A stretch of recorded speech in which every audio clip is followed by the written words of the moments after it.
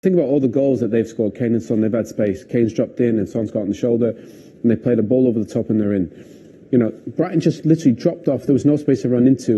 And the midfield is good, but it's functional. You know, they don't play passes between the lines. They got outnumbered against Brighton. They only had 2 in there, Bentancur and Højbjerg, and they really, really struggled. So I think when they play forward too quickly, which they did against Brighton, they struggle. So I think if you're Brentford, you'll probably see them drop off, centre-backs drop off and nullify the space, and then see if they can, you know, pick passes. Because I agree with Tim, he's done an unbelievable job.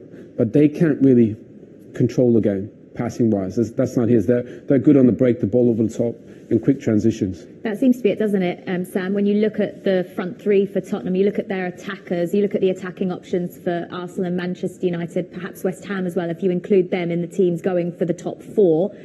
Because Tottenham's front three seem to be the most powerful, should you say, does that give them the edge for a Champions League spot?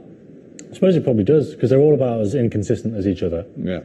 You say the front three, but even if it was just Kane and Son, we'd be happy. And then Kane and Son plus somebody else to stretch it and make the kind of runs would do the job. So yeah, it probably does come down to that at the end of it, because like the Arsenal United game tomorrow, anything could happen. No idea. Both teams so inconsistent. Obviously, Arsenal just got a big win and United a bad loss, but it doesn't really mean anything with these teams. Spurs, similar, you know, we saw the run four games in a row that they won, and then nothing against Brighton. Brentford could make this end to end, and, you know, they're really good on set pieces. Throw-ins, they make it hard for you. Even when you're trying to get the ball back on the pitch, they cut off your options. They can make it really difficult.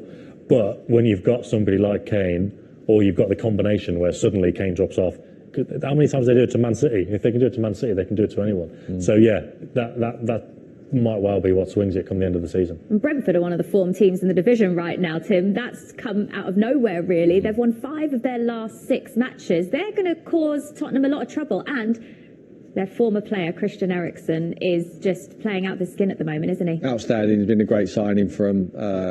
They've done brilliant for Christian. Christian's done brilliant for them. It'd be interesting to see what he wants to do next year. There'll be plenty of teams queuing up for him, take him on a free transfer.